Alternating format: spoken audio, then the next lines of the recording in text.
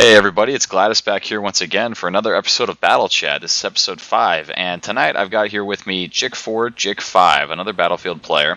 So go ahead and tell me a little bit about yourself and what you want to talk about tonight for this Battlechat.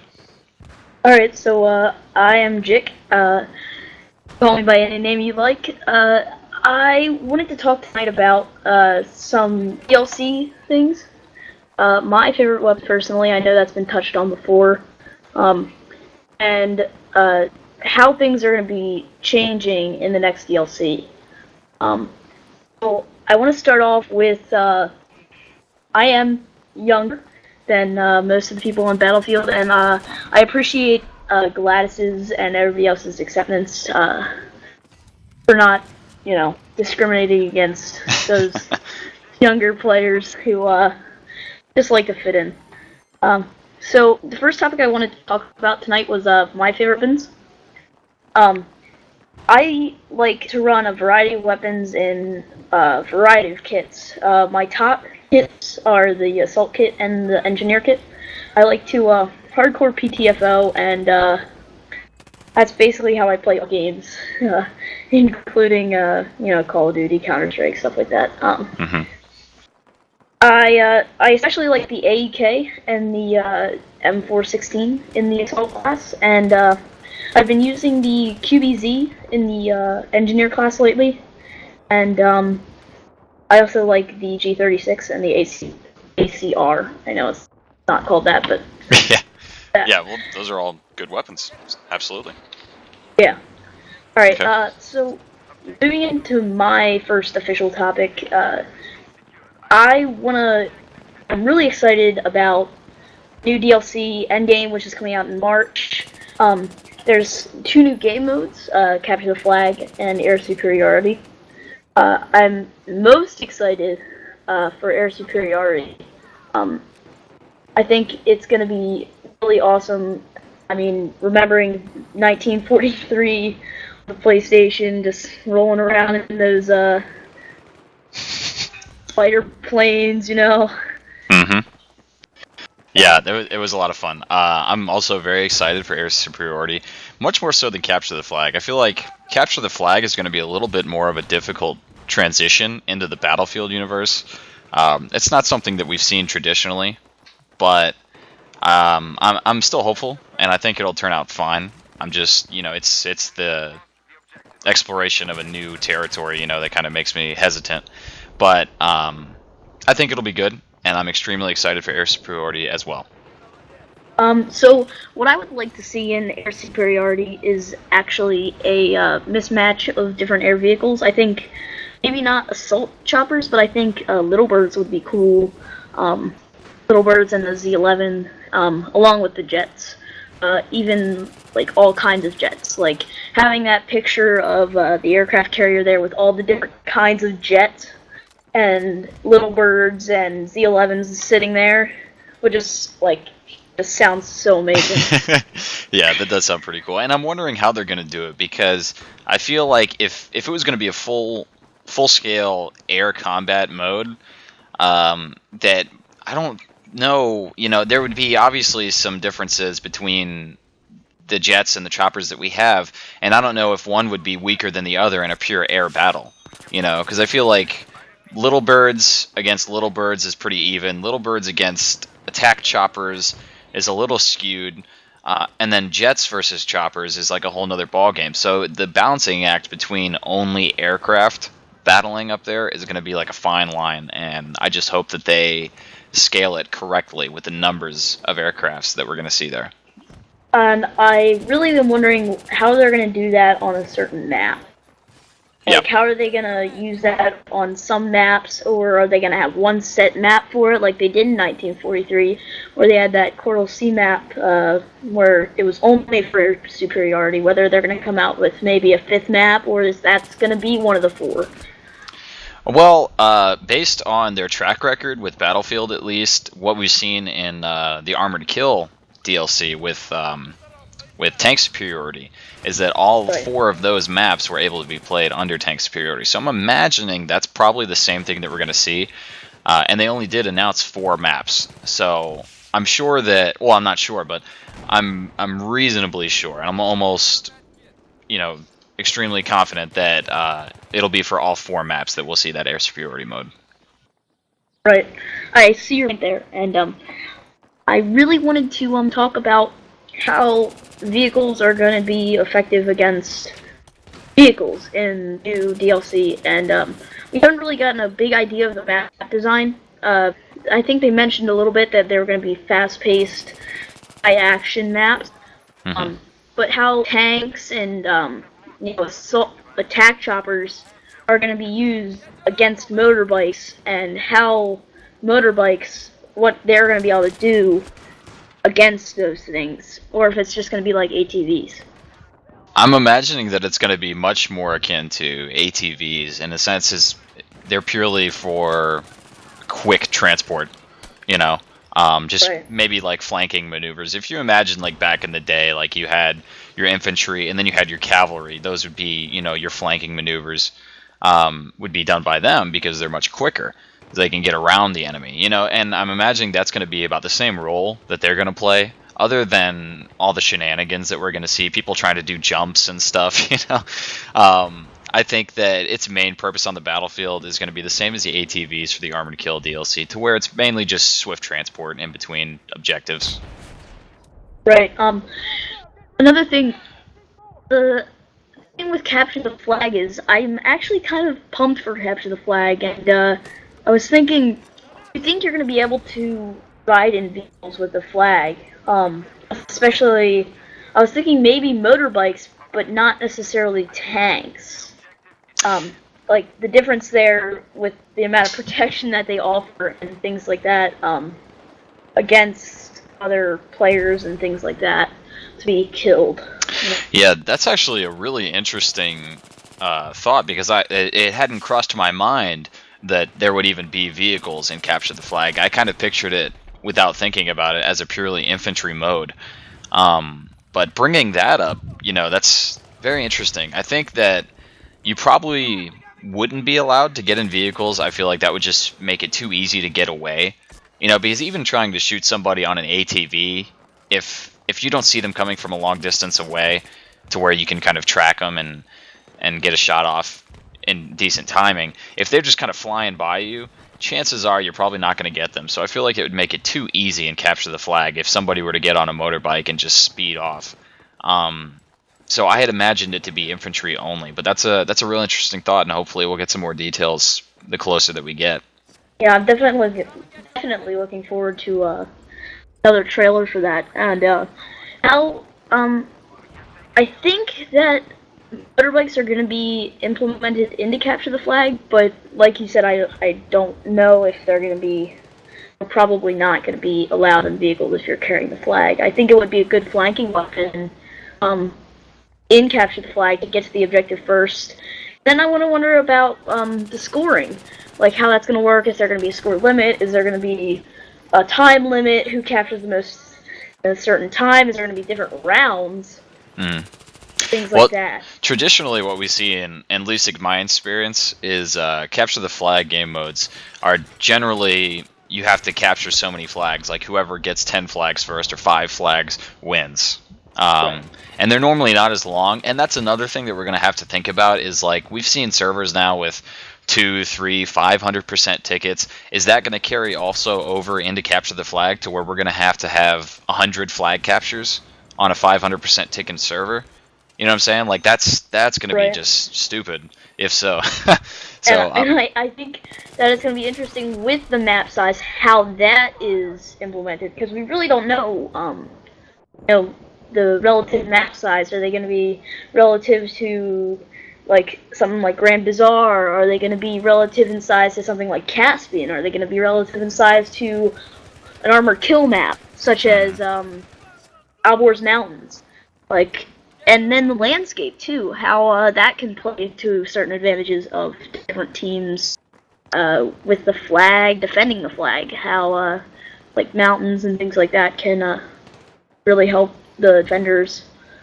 Yeah, and those are all important things. And so far, there's not many details that have been released. I mean, just just very, very recently, not too long ago, we just got confirmed details, and that's what we know mainly is from this past day when they released all those confirmed details. But as far as like map sizes, I want to say that they're probably going to be around the size of Caspian or like Karg Island, something like that size, like the larger vanilla maps. I would say not as large as Armored Kill, but somewhere around those larger vanilla maps, or maybe like the Back to Karkan maps. Like they're going to be kind of in between. Yeah, well, they're going to be set up, as it said in the teaser. They're going to be set up for speed. So I'm assuming there's going to be lots of roads, which leads me to believe it's probably going to be urban, at least for a couple of the maps. But again, it's purely speculation until we get more details released. Right. So I think you had a topic that you wanted to cover next. Yeah, I wanted to get your thoughts, because you're a younger guy, and how you approach things, how you think of them, is inherently different into how someone such as myself or someone older than me would approach the thoughts. So I wanted to get an opinion from one of the youthful gamers and ask, do you think that Battlefield 4 should be developed for next gen and leave this gen behind, PS3 and Xbox 360, or do you think they should develop it for the current console generation and just wait until the next title after that to go on to the next gen? Well, I think it's going to be almost a situation of PS2 to PS3, and I remember when I got my PS3, back when they were like $600 when they first came out. Yeah. The one game that I bought with it was Madden 07, and Madden 07 they developed for both consoles, PS2 and PS3, and I think it's going to be similar because the coding on both of the PS3 and PS4 will probably be similar. Although I do hope that PS3 games will be able to run on PS4, because that was a big problem when my original PlayStation 3 died. I got the traffic light of death.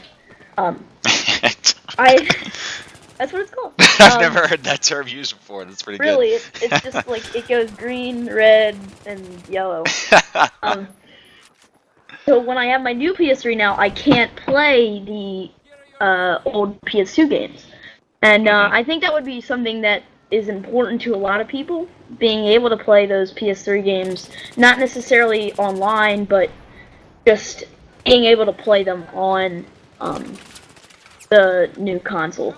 And from what we've heard, the new consoles are talking Christmas of this year, and the new Steam box as well. How that's going to fit in. And that's set to be released around late summertime, I've heard. I've heard a lot of speculation on release dates, and Christmas for this year, for the next gen of PS3 and Xbox. That's what I'm hearing, but I don't see how that's realistically feasible. We haven't had any tech demos. We know that there's been development kits that are out there, and we've got kind of an idea of where the specs are at for them. But as far as like some hard evidence that it's close to being done and close to being put into mass production for a holiday release, I just don't see any hard facts to support that. So I think a lot of it's just conjecture and wishful thinking so far. I think with Battlefield 4, I honestly feel like that's going to be developed mainly on PS4. That game is set to go into beta in spring of 2014, so almost more than a year away. Yeah. That's what I've heard, and somehow they're already giving the access to the beta with Medal of Honor Warfighter, which came out 4 months ago. Right. I don't see how they can foresee that, and I know that Battlefield and EA and DICE have decided to forego the Bad Company 2 installment of the Battlefield series and work strictly on Battlefield 4. I'm a little bit disappointed about that, but I feel as if it's a big step for them, and having that idea that Battlefield 3 has done so well compared to Bad Company 2. I mean, don't get me wrong, Bad Company 2 was an amazing game, and I love it. It didn't sell as well on release as Battlefield 3 did. and I think what they're trying to do is trying to reach that broader audience. And yeah, and as a business it, move, that's smart. You know, because like you said, Bad Company 2 didn't sell as well. It wasn't as well received. And I feel like it was almost kind of a sleeper hit because there's still a dedicated community for it and lots of people that do still play it.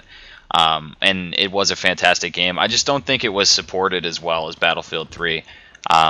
In my experience so far with the depth of support by the developer, Battlefield 3 is far and away the most supported game and the most successful supported game that I've ever taken part in. We've had, this is going to be the 5th upcoming DLC, and each one has expanded the game into a new different direction and just made it that much better, and it's added more to the overall experience. And, you know, in hindsight, we haven't had to pay too much money for all that. You know, especially the players that bought premium, or maybe even bought premium just recently. Myself and a lot of the people that I know bought it when it was released, and, you know, we feel a little cheated on the price of it and how quick it dropped, but we still have gotten so much out of this game for our money, and they're still continuing to develop for it, and that's just awesome. But yeah, it's totally been a cash cow. Battlefield 3 has done tremendously well based on its just initial release and then its support afterwards by the community. It's just been overwhelmingly positive.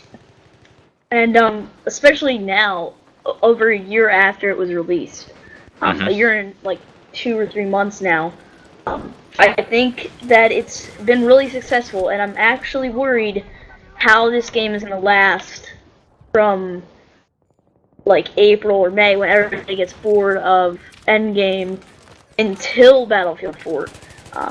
I feel like it's going to lose a lot of interest, and I myself am going to try to get to Colonel 100, but I don't know if that's going to happen. I still got 75 more levels to go. Well, that's quite a ways. 70. So I'm going to try. I'm going to play it until Battlefield 4 comes out, and I really hope that Battlefield 4 is something special. Yeah, and it depends on a lot of the choices that they make, and stuff that I've thought about is, you know, the player count, especially if it's going to be on next gen. There should be no reason that we should see any less than 64 players. Yeah. No, I want to see 32 on 32. I think that with the specs that we've seen so far, just like in the rumor mill for PS4, like the specs for that is a really, really fantastic computer nowadays. You know what I'm saying?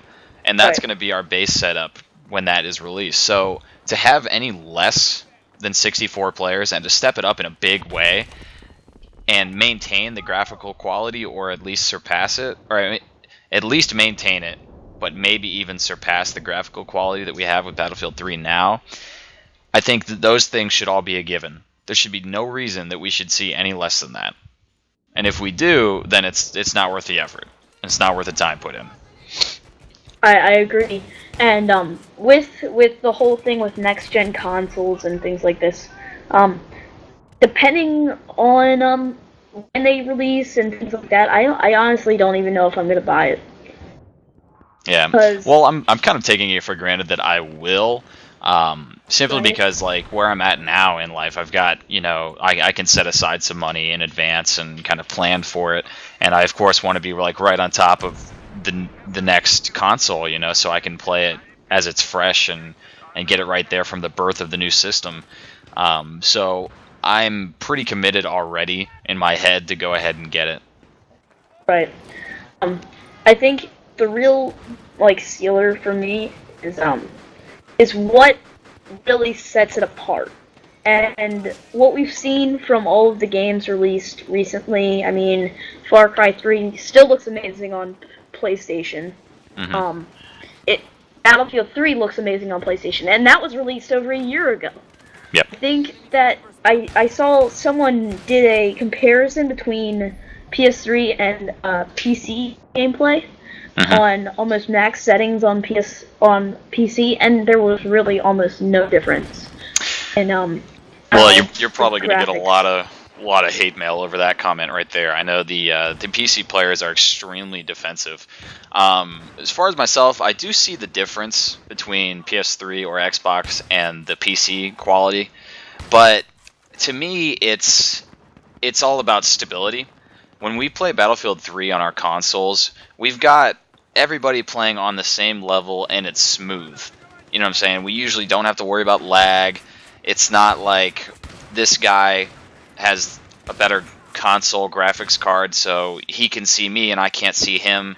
You know, there's no worries about that. We're all on the same level playing field. It's smooth and there's no problems. And on PC, it's, I think, the total opposite. A lot of your, like, it feels much more sensitive to lag. And then your quality is either going to slow down your game, or if you've got a really good computer, it'll keep it smooth. But there's a lot more variables, and I just feel like it's really for a different crowd. Like, you've got to have the money to pay the upkeep to get a good gaming rig on your PC and to maintain that. And I just don't know a lot of people that have that kind of money. But the graphics quality is better on PC. I mean, if you put them side by side, you can tell it's just sharper. The images aren't like, I don't know how to exactly explain it, but like you could just tell it looks sharper. But to have everybody on the same playing field like we do on the consoles and not have to worry about any of that and still have a smooth experience, and it does look really good anyways, I'm totally happy with it. I think, like what you were saying, like I think you can notice the difference. Like watching this, I noticed the difference right away that this side was PC and this side was PS3. But I just, like, looking at it each one-on-one on two sides of the screen, like, I just didn't see that much difference. But it may have been because I was watching it on a YouTube video, or it could have just been my eyes. I really don't know. But I just think PS3 is a much... Yeah, like what you said, it's much more condensed and everybody has the same thing, except for that small minority that uses, I know some people who use keyboard and mouse on PS3 to play Battlefield, and I think that gives you a little bit of advantage, depending on like how good quality that is for you. Yeah, and that's a whole different play style too. So if that works for you and you're used to it, then that's fine. But for the average player, or the majority of players rather, that setup is just not feasible. It just doesn't work. Like everybody seems to be more comfortable with the controllers. I know I am. Right. And actually, I'm going to change the topic a little bit here. Okay. Talking about Dust 514. Yeah. I've been playing that game a little bit, and I really enjoy it. And I like how it's broadened what PlayStation 3 can do. Really, like bringing in that 16v16 gameplay on giant maps. Most of them bigger than Battlefield 3, and all that stuff you see in PC games, marketplaces, like really specific, like kit on stuff like that set up that just blows the past up, really. I mean, well, it's unprecedented on console. It really on is. PS3. And I've been playing that with a mouse and keyboard. It's directly supported. I actually didn't know it had direct support. That's nice. Supported by PS3, so that actually was a really neat experience, and it will be in the future. I enjoy the game, so I'll probably be playing it a little bit. Yeah, even in the open beta now, it just transitioned from closed to open beta. You can tell that there's so much potential for this game, and they're putting a lot of effort into the depth of it. Like, it doesn't play like a console game. You know, there's an in-game economy to it, and the scale of everything that's going on is just unbelievable. And like I said, there's really no precedent for what is happening now on a console. We've seen similar type of things, and of course with EVE Online on the PC, it's got that economy, and that's the universe that we're playing in. But we've never seen anything nearly as vast in any other game, or especially on a console. It's fantastic that they've got the ambition and the drive to go through with that. That's just awesome. And I know the game's been in development for a long time, and I actually really respect people who put all that effort and stuff into a game for millions, thousands, millions to enjoy, and especially on a console like the PlayStation 3, which is honestly gonna be outdone by the PS4 in the coming year and a half. I think that's really awesome. Well, and that also speaks to the strength of the PS3. You know, like it's not going to die off when PS4 gets here. It's still got a lot of life left in it. I mean, you could tell during the end of the PS2 life cycle that it was really getting pushed to its limits, and there was only so much further we could do. But with PS3, you know, with things coming out, like how good Battlefield looks, the expansiveness of it, we had MAG with 256 players, and now we've got Dust, and the depth and ambition, like, and the scope of that game. Like, PS3 still has so much to offer. And as an entertainment value, as an entertainment system, playing Blu-ray, you know, we're already at top quality for that, so it's not like it's got to make the leap such as Xbox does from DVD to Blu-ray. It's still a complete entertainment system. So the PS3 is still incredibly strong, and it's still going to be a competitor. So a lot of people are really not going to see a point to getting the PS4 right away. I think it's going to be a really, really slow seller off the start. Right. I think myself, I'm actually soon in the coming months, advancing into the PC gaming world. I'm gonna build a PC, and I'm actually really excited for that. And the opportunity with the expanse of the PC gaming world to just do so much. There's so much that can happen. And I know this is mainly PS3 we're talking about here, but I'm actually really excited for that. Well, that's cool, and I'm excited for you as well. I mean, it's a whole different ballgame when you start getting into PC gaming, and there's a lot to learn, but there really is so many things you can do. And I just bought a new computer a couple weeks back, and you know, just playing through some of the games that like my old computer couldn't handle. Really, it couldn't run well, and you know, playing some of those again is just it's a whole new experience. Like it's starting all over again, and it's awesome. You know, when you get a new computer, or if you get like a higher end computer when you upgrade, and you see the difference that it'll make, it's awesome, man. It's like Christmas. Yeah, I mean, I have a Mac, a higher end Mac, one of the desktop ones, and I've been playing some of the like PC and Mac games on there. Like I was playing a Counter-Strike. Like I was playing like this World War II strategy game or whatever. But I think like even advancing that into the Mac gaming world, with how it limits it, but it really is expanding in general. Like the gaming world, how they're expanding to Mac, how they're expanding to other, you know, systems. You know, Linux has like a program now or something. Yeah, I don't know like, much about all those. Neither do I, but I know I like what they're doing with it and how they're expanding it. Yeah, it's pretty amazing what we can do nowadays. All right, so we're at about the 28-minute mark right now, so we've done very well for our subjects. Right. I'm gonna go ahead and call it. And JIC4JIC5, thank you so much for joining me tonight. Absolutely. I had a good time. I think we had a very, very, very informative discussion. Actually, I was very impressed with you being younger. I was a little worried, but no, you held yourself very well, and I was very pleased to have you on. Thank you. Yep. So that'll about do it. Make sure you guys subscribe to the YouTube page. Add us on Facebook. I've got a link in the description for the video. Thank you so much for watching, and leave comments, anything that you wanted to maybe have us expand or, you know, get your say in. And of course, look out on Reddit for the next post when I'm looking for another Battlechat guest. So that'll be it. Episode 6 of Battlechat is now done. Thank you guys for watching once again, and we'll see you on the battlefield. Take care. Adios.